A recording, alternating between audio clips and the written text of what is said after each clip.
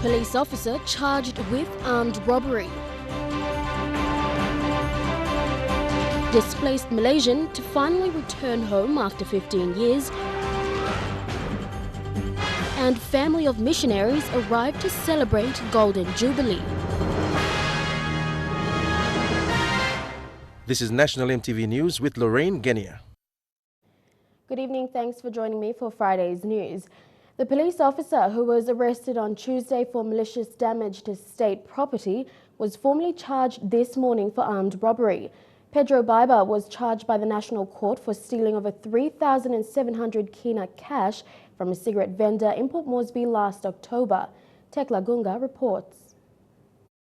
The National Court held that on 27 October 2015, Baiba and his colleagues from the NCD Beat Patrol Unit confiscated cigarettes from a vendor at Waigani. The court held that Baiba searched the bilum of the female victim and took over 3,000 kina. The incident was reported to have occurred on the afternoon of October 27 at the Gordons Police Station. On Tuesday, the committal court granted a 1,000 kina bail for Baiba and another probationary constable, Guilford Avenamo, on a sexual assault charge. The incident was reported to have occurred last month. However, minutes after Baiba was granted bail, he was arrested for causing malicious damage to state property. In court today, Magistrate Cosmo Bidar rejected a bail application by Baiba's lawyer, stating that the application seeking bail was based on allegations that a firearm was involved in the robbery. Magistrate Bidar refused the bail application because police investigations into whether a firearm was used in the incident are still continuing, and the courts will make a decision based on evidence. Baiba will remain in custody here in Bomana until his case returns to court on February 8, 2016. Tekla Gunga, National EMTV News. The new year is not starting on a positive note for PNG women, with the reported incidents of rape, murder and domestic violence throughout the country. This is not a new issue, but an issue that appears to have resurfaced. In light of the recent occurrences, EMTV went out to the streets to hear public opinions and concerns. From those we interviewed, many raised concerns that most men are the only breadwinners in the family, and this makes them think of women as inferior in their households. As a result, when there's a disagreement, men feel they are entitled to inflict physical abuse on their spouses. Cross na all mas akirap na paiti mibla ken o se mibla woki wrong lol. This last all make him na tai mibla kam lo police station tu mibla ikat money na mibla to help him to buy more police lo help him mibla em all help him mibla na tai mibla no gat money na mibla kam to all police to all no like arim wani me happy blo mibla tu. So in NCD in Papua New Guinea this la problem increase. Meanwhile, many have said that men need to respect women more, in the same way they respect female members in their family. This is something that come up and most of the feelings from papa, mama, and also in future blow, picnic girl and marry. We feel most nowadays like no safe law, middle marry round now. Time all man work law, pull all marry na, rape all marry this law. However, others agree that women dressing inappropriately attract unwanted attention from the opposite sex. People money one plug and dressing tasol. Now you American can't dressing so Papua New Guinea. Custom way you me straight, how you me samaret na. This la am alright. So how you me dressing all marry too. Mila some talk all how all marry now. Dressing tasol. So was very more clothes good. While currently there are laws which protect women and children, many male citizens feel there should be laws to protect them as well. The men have openly admitted that they beat their wives due to the wife's disobedience. Mary walking around finished us all. Lawyer staff cycle of Marina. Mary Lucy me, I'm staff and sign a man. There's a bloody case emotion. Both sides. You know, long one blab taso, two blab side. Now government now like controlling this country and must look to two blab. Not one side. Now, plenty policeman, plenty all time go overriding rights, man, or they go marry. Now, corruption man, nothing. When it comes down to it, many have agreed that in order for this incident to stop, people need to change the mindsets. They're also calling on the government and authorities to push tougher penalties on perpetrators who are found guilty of such bad behavior. Marilyn Diaukatam, National MTV News. An operation by Lay Police has resulted in the arrest of 3 murder suspects involved in 2 separate murders in the Sialum area of the Morobe province. 2 of the suspects are brothers who were previously jailed but escaped last year in a mass breakout. Martha Louise has more from Lay. Brothers Oscar and Stephen Iguba were involved in the murder of Joe member Monai. The 2 suspects were arrested and locked up in the Finchafen police station rural loca by Sialum police in September last year. However, they broke out of the cells but were later caught by police and were charged for escaping from lawful custody and for willful murder. The police operation was conducted by Lay's Mobile Squad 15 and local police at Sialum Local Level Government Council after numerous complaints of law and order problems. Meanwhile, another murder suspect aged 30 was also arrested and charged. All 3 suspects were taken to Lay and were formally arrested and charged for murder. Last year, a clash at Pindu also resulted in the death of a policeman and a peace committee member, while several others were injured, including children. In another incident, police have shot a suspect on Wednesday who was involved in 3 willful murder cases at Sialum last year. Chief Inspector David Warab says police locked him up in the Sialum cell, but he kept on escaping on all 3 counts of willful murder committed. On Wednesday, police apprehended him, but he retaliated, and as a result, he was shot on one of his thighs to disarm him. He was later taken to Brown Hospital. He is now in a critical condition. Mata Luis, National MTV News, Lay. There is tension between 2 villages, Yalu and Munum, located along the Okuk Highway. The tension started after a youth from Yalu attempted to hold up a truck but was caught by youths from Munum and was severely beaten. He was taken to the hospital on the same day but died later from injuries sustained. The deceased relatives retaliated and wanted to block off the highway and attack Munum villages, but quick response from police prevented the incident from escalating. The situation is quiet but is still tense while police are closely monitoring to ensure that the highway is open for motorists. The story of the displaced Malaysian man taking refuge at Gordon Sparks in Port Moresby has received positive response. MTV News aired Jackson Kiat's story last Friday after his caretaker called for authorities to repatriate Kiat back to Malaysia. The Malaysian High Commission and other business houses have agreed to send Kiat home after residing in the country illegally for over 15 years. The displaced Malaysian Jackson Lowen Kiat will be deported to his home country later this month. During an interview with MTV today, Kiat said he has received positive response from business houses in Port Moresby, including Malaysian High Commission. I'm talk awesome, I'm paper awesome, okay, go. But he said after his story was aired by MTV on 5th of January 2016, he received a call from the Malaysian High Commission to speak with his relatives in Malaysia. Caretaker and Gordon's Police Barracks Officer in Charge, Chief Sergeant Jerry Simawa said Kiat's travel arrangement will be made by the Malaysian High Commission and donors. Olain lo Malaysian High Commission assist me pla oli kolim brother blongam long Malaysia. Dem tok tongan tem olain long Malaysia. Tok tongan tem brother blongam na. Jackson Lowen Kiat was brought into the country in 2001 to operate high-low oscillatory machines. After the government's total ban on gambling machines, he could not travel home. Eric Arupma, National MTV News. Still to come on National MTV News, slow progress of roadworks in Central Province, a sewage project for Manus, and family of pioneer missionaries arrive to celebrate 50 years of work in the country.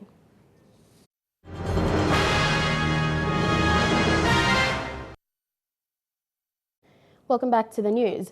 The upgrading and sealing of the Yarawari to Siranuma Road at Sigeri in the Central Province is making very minimal progress.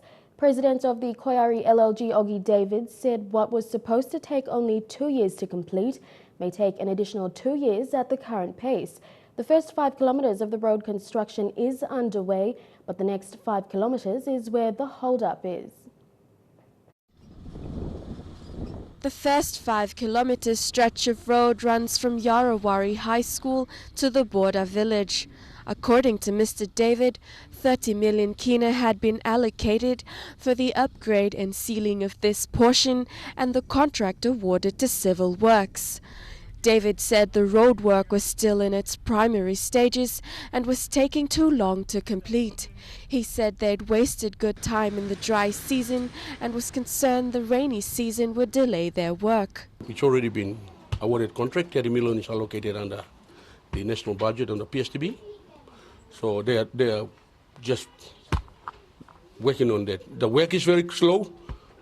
The progressive work by NC is very slow. They've done patrol grading and trenches all the way down to border already, but no road base. The next 5 kilometres from border village to Sirinumu is badly deteriorated. The recent downpour has done it no favours either, creating ditches on the road and muddy pools that make it difficult for vehicles to travel to and fro. David said for this stretch of road, no company has been awarded a contract or funded for that matter. He, however, spoke for the landowners there, saying they wanted a better job done on this road. We want a company with reputation, with technical and financially okay. We don't want a company that will have problems with machines, that will have problems with engineers, no machines. The Sagari people can only wait patiently for an improvement in the progressive work on the road, as it was causing them a great deal of inconvenience in transportation. Melissa Goviro, National EMTV News. The Koyari landowners of the Sirinumu Dam in Central Province are generating business activities on their land to overcome illegal activities. Sirinumu Development Company, or SIDCO, is one of the landowner companies working in Papua New Guinea to bring back services to the impacted and affected communities. Today, SIDCO commissioned their assets worth 20 million kina under its Community Services Delivery Program. With the support of PNG Power Limited, who operates the Sirinumu Dam, SIDCO bought 6 speedboats, 2 trucks and a backhoe. The boats and the trucks will be strictly used for school runs only, while the machine will be for road maintenance to the feeder roads. To advance our mobilization project objectives and service these activities well within the intended parameters of our responsibilities to create communal benefits for the people we represent and the communities they dwell in. A building located at 15 miles outside of Port Moresby was also commissioned today to create a viable business center. With that asset stationed in the heart of Koyari, the local level government president said it will prevent illegal activities such as land grabbing from happening. Meanwhile, PNG Power Limited acting CEO John Yanis attended the event, however challenged them to invest. What's going to happen to your kids tomorrow and after? You remember you Papa Spaki come you. The reason why SIDCO is being established is for the generation for tomorrow and the years to come. SIDCO is also helping its people to venture into small and medium enterprise activities. Today, individuals and church groups were presented 20,000 kina each. This is one of the success story of SIDCO and its Koyari people of the Sirinumu Dam. Vasenata Yama, National EMTV News. More Papua New Guineans are seeking specialist healthcare services overseas. Andrew Bokame, a recent heart surgery patient, says life-saving surgeries remain expensive in the country. He says the arrangement between Paradise Private Hospital and Indian's Fortis Healthcare has given him another chance to live a normal life. Andrew Bokami, 50 years old from Manus, has just returned from India after going through a surgery in India's Fortis Healthcare. Andrew describes his operation as life-saving after he went through the operation using cross-cutting technology. Andrew told MTV News such operation is still expensive in Papua New Guinea and has disadvantaged many ordinary citizens who struggle to pay hospital fees. This is operation only golongan very good. Na lo side lo cost itamblo. Andrew is the first patient under the new agreement and understanding between Paradise Private Hospital and India's Fortis Healthcare. He will be returning to India after 6 months for diabetic test. Let me suggest him, you got this like kind heavy, you invest in legal money, you got to go along saving life. Paradise Private Hospital will now monitor Andrew through his recovery. Hospital Director Janet Sio says the hospital is looking at options to help ordinary Papua New Guineans to access such healthcare services. Paradise Private, facilitating this hope, this opportunity long. All people blame me long accessing better healthcare. Those that are suffering from heart problems, kidney problems, lung problems. Fortis Healthcare is a renowned leading healthcare facility in the Pan-Asia Pacific region. 20 other patients are under screening for admission to Fortis Healthcare in similar operations and other treatment. Jack Lapave Jr., National MTV News. The Water Board PNG, together with the Manus Provincial Administration, signed a Memorandum of Understanding to have a sewage plant built in Lorengau. Provincial Administrator Andrew Posong said that the planning for Manus Province in the past did not include a sewage plant because of the small population. However, there is now a need for a sewage plant. The population of the small island province is rapidly growing, and with a rapid population growth calls for the provincial government to start providing needed services. None more important than a sewage plant, said Provincial Administrator Andrew Posong at the signing of Memorandum of Understanding with Water Board PNG. Manus, I believe the physical planning was planned in such a way where that was a long time ago, and now the things are expanding, and definitely sewage is one of the big issues. As you said about the land, individual houses have got their own sewage or their own septic tank and all that. Eventually, by groundway, where they're going to build, dig up a new hole for the second thing and all that. So, Managing Director Raka Tavir said that the Water Board was pleased to take on the project and had a team of engineers already working on the sewage project. His only concern was land availability. He added that there is a court case currently over a land with Water Board in Lorengau and asked the provincial government of Manus to ensure that the land was provided for the plant. We would like all our provincial administrations and leaders out in the provinces to take leadership in the land issues. And then we are there to, we are government stakeholders, entities there to deliver those services. So we need to be working with the provincial governments. A cheque of 1.8 million was handed to the Water Board PNG to kickstart the project in Lorengau. Adelaide Sirax Kari, National MTV News. Families of Pioneer Evangelical Church of Papua Missionaries arrived from Australia today to celebrate the work of family members in the country. In a low but emotional welcome, the Simbriki community in Port Moresby welcomed them with the local Simbriki fashion. The 8 family members will travel to Southern Highlands to celebrate 50 years of their grandparents' contact in the remote areas of Simbriki and parts of Gulf. The group came from all over Australia to attend the celebrations. Don and Joan Mosley and Stella Bromelo and other missionaries who came to bring the message of Christ. It's coming home. Yeah, definitely coming home. All they come with different skills, also carpentry, basic skills, teachers, also missionaries, preachers, health workers. So, people get their line, Blorava Sambrigi, is Taplo Pormoswi, Bimbla Golo Monday. Thinking back on this plus services, only some come. And now looking at our finance news, the Kina closed unchanged at $0.3325 US in the interbank market.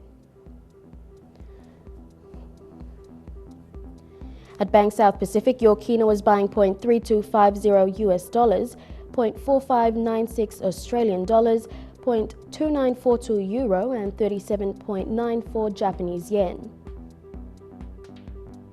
Looking at commodity prices at New York close, coffee and cocoa closed higher, while gold and copper closed the day lower, and palm oil and copper closed lower, while crude oil closed the day higher. And on the stock market, the Dow Jones closed at 365 points lower, the ASX closed at 138 points higher, and the All Ordinaries closed at 139 points higher. Stories making headlines overseas when we return. Stay with us.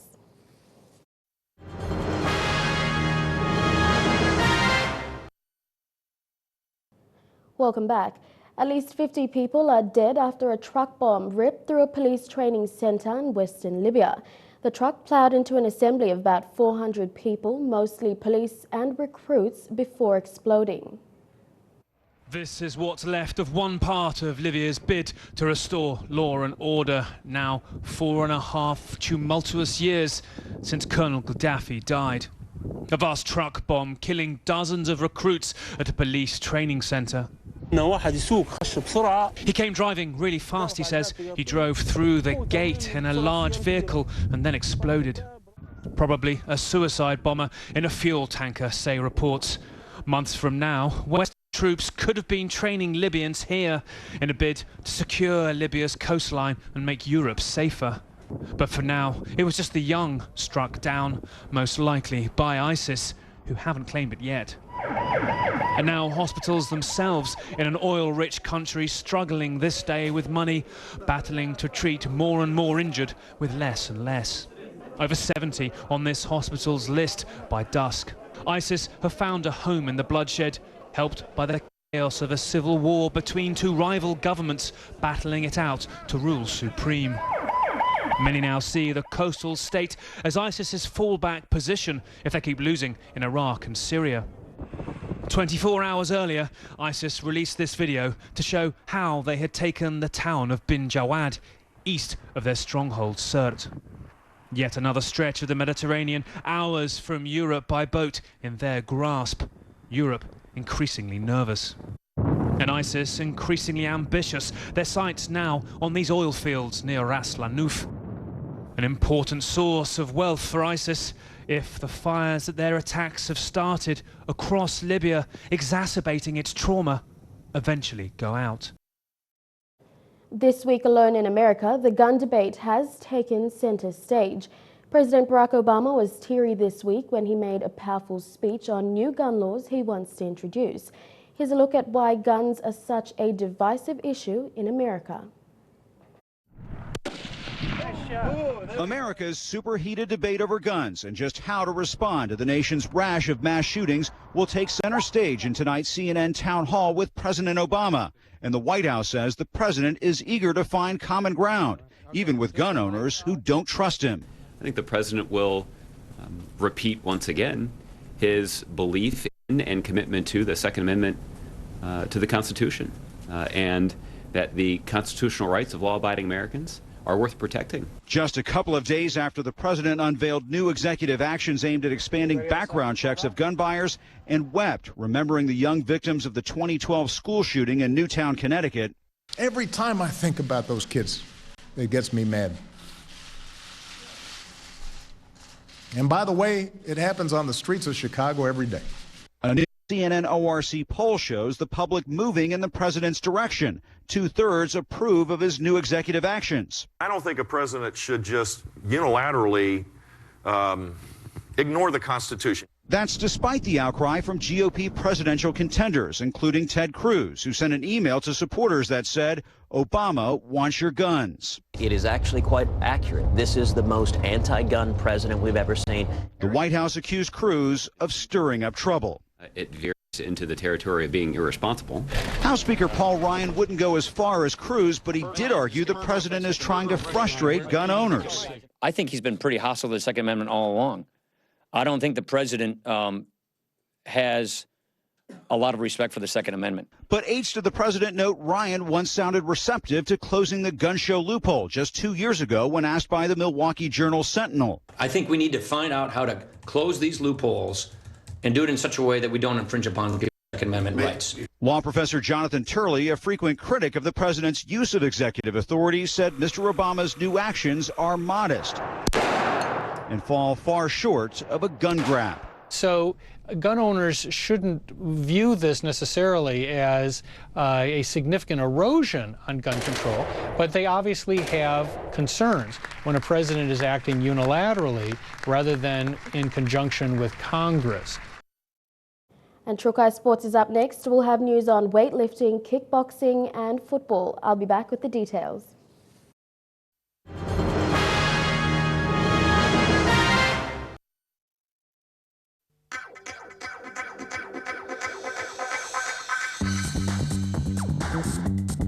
Trukai Sports.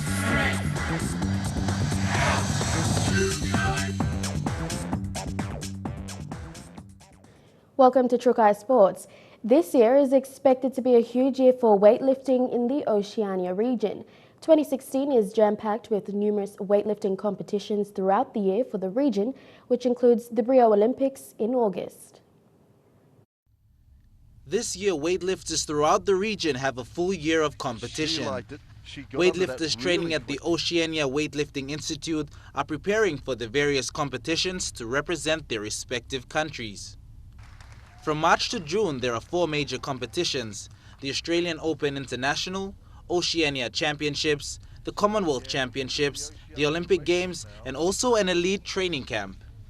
General Secretary and Regional Coach for the Oceania Weightlifting Federation, Paul Koffer, says they are preparing for the massive year and all the tournaments. The question remains whether PNG's weightlifting champion Stephen Curry will compete following his fallout with the PNG Weightlifting Federation and President Sir John Dawanikura. Dion Kombang, National EMTV Sports. World Kickboxing Champion Rickson Powerhouse Yamo announced this week that he has signed with Australian-based company Thunderlegs Kickboxing and Promotions to fight for a world title. The fight is scheduled for the 30th of April in Sydney, Australia. His opponent is an Indonesian yet to be announced. Following the signing of contracts under Thunderlegs Kickboxing and Promotions this week, world champion kickboxer Rickson Powerhouse Yamo has confirmed he will be leading 2 other local boxers to the world title fight in Sydney, Australia on the 30th of April. My 2 fighters, one is John Ake, which will be fighting. He will be fighting for a vacant world title as well, 75.5 kg. The opponent from Indonesia yet to be announced. And Boston Yellow will be fighting the Australian champion. He will be fighting for the South Pacific title, 72.5 kg.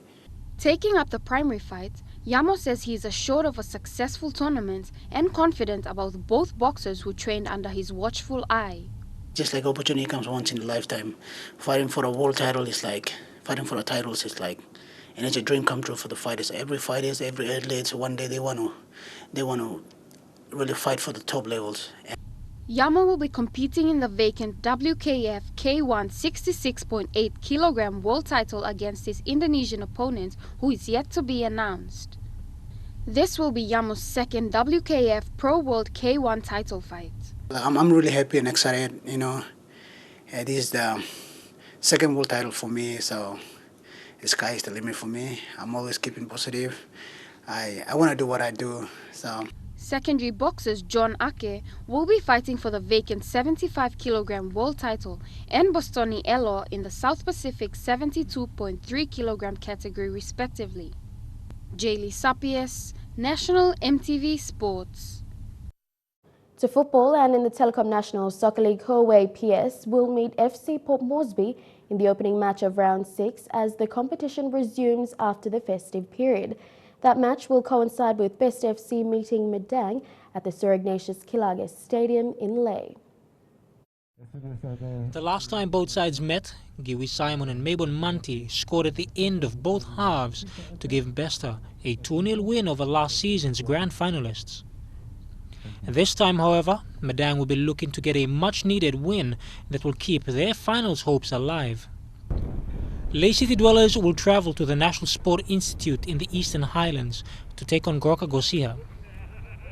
Gorka was welcomed into the NSL in a rude awakening, losing by 7-0, and with the inclusion of Michael Foster from Rapatona to Lae's new look lineup, they may be on the receiving end of another devastating attack from the NSL champions. Back in Lae, Welgris will hope their narrow 1-goal win over Admiralty in round 1 can be continued. However, Admiralty have recently begun to improve. The Manusians will not want to lose, as their season is as much at stake as Welgris. In Port Moresby, hosts FC Pom will meet Huawei PS. And while style dictates performance, FC Port Moresby have really been the underperforming side in the Southern Conference, considering the number of matches they've dominated and almost scored. A 3-2 win by Huawei had opened the campaign for them against FC Pom, and they'll be hoping to continue that form against Reginald Davani's side. PK Rapatona ended 2015 on a sour note after a 0-0 battle with Gigera Laitepo. They take on Erema, who they defeated 2-1, fighting back with goals by Patrick Isa and Patisen Elijah.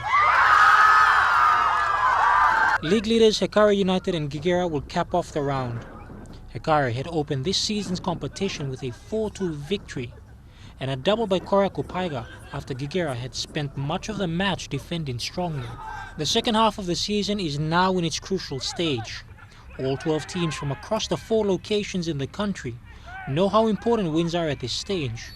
But the latter part of the competition has always seen teams come back stronger and more knowledgeable over their opponent's strengths and weaknesses. And after the festive period break, would no doubt have given each of the clubs sufficient time to improve. Jeremy Moggy, National, EMTV Sports. Lae City Dwellers coach Peter Ginembe says his team is now all set to play the first rounds of competition this year. The team has been preparing to take on Gorka Gosia FC on Saturday in Gorka. Last year, the team had a lot of opportunities to score against their opponents, but failed to do so. We will not underestimate any team's second round now. I said they're becoming tough to beat us, but we want to maintain our position as the champion and as the leading team in the competition. We want to stay front. That's why we will increase our momentum of performance and we'll go a bit better. So I think while looking at it, we have Michael Foster who's joining us. And Trukai Sports continues after the break. Stay tuned.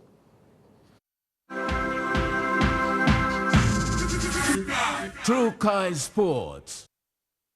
Welcome back to Trukai Sports. The PNG Hunters will play their home games of the Intrust Super Cup in Port Moresby.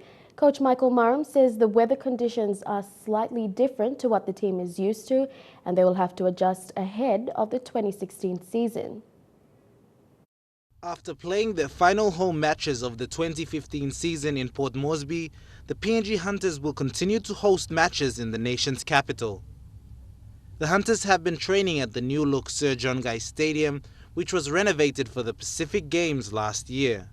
The Sir John Guy Stadium will be the Hunters' home for the time being, while the National Football Stadium is in its final stages of construction. The National Football Stadium is said to be the home of rugby league in Papua New Guinea once completed, built to National Rugby League standard.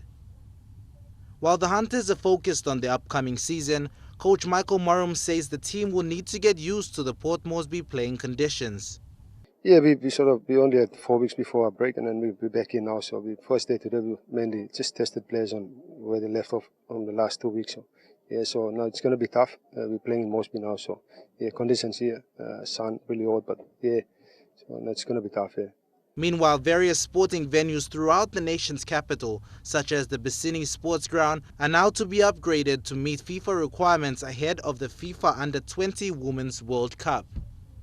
Dion Kombeng, National, EMTV Sports. Bomana Corrections concluded its 2015 Christmas sports activity yesterday with the soccer grand final. The tournament was sponsored by NCD Governor Powis Parkop as part of last year's festive sporting activities program. Another of the 2015 Christmas sporting events in the nation's capital ended yesterday with the soccer grand final. A total of 24 teams took part, with 12 men's and 12 women's teams last year during their festive season. Youth around the Bomana CIS area took part in these soccer activities, which was sponsored by the NCDC governor in efforts to keep youth involved in sports activities during their festive season. To keep them busy, na bali film the feeling of Christmas celebration. Away from illegal activities. Two teams, YTL and Depot, during the grand final showdown, split in their first place in money. Third placing went to Dilasel for the men's, and the women's Scorpion played with PC Shadows, Scorpions coming out winners 1-0, with third placing going to STC. Mike Koime, National EMTV Sports. And that ends Trukai Sports. The weather details when we come back. Trukai Sports.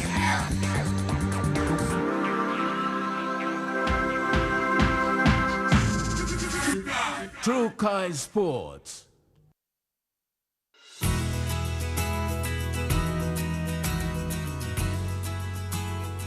And now to your weather forecast for tonight. In the southern region, mostly fine in Port Moresby, Kerema and Alatau. Showers or two for Daru and some showers in Popondetta. In the Momase region, shower or two for Ley City, Medang and Vanimo, and mostly fine in Wewak.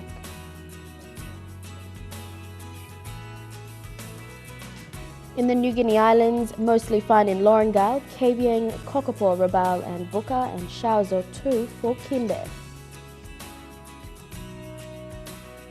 And lastly, in the Highlands region, mostly fine in Mount Hagen and cloudy in Gorka, Mendi, Wabeg and Kundiawa.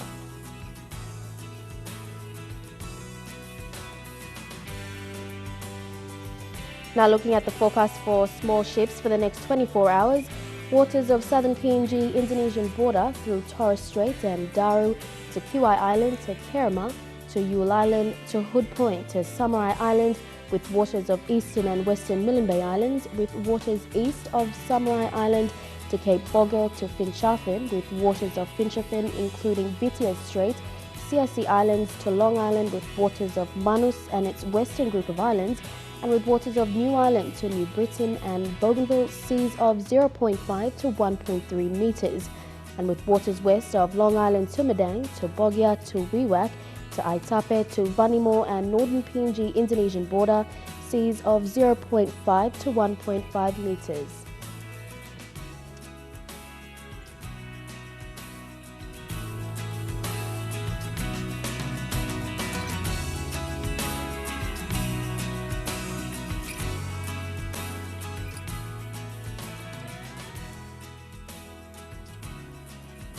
Now looking at the ocean forecast for PNG areas, seas slight with northwest to southwest winds at 10 to 15 knots for the Coral Sea, Solomon Sea and Pacific Ocean, and in the Bismarck Sea, seas slight with northwest winds at 10 to 15 knots.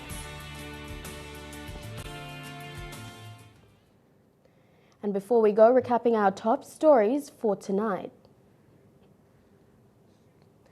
A police officer charged with armed robbery, displaced Malaysian to finally return home after 15 years, and an Australian family arrived to celebrate 50 years of missionary work. And that's been the news, sports and weather this Friday, the 8th of January 2016. On behalf of the news team, pleasant viewing. Good night.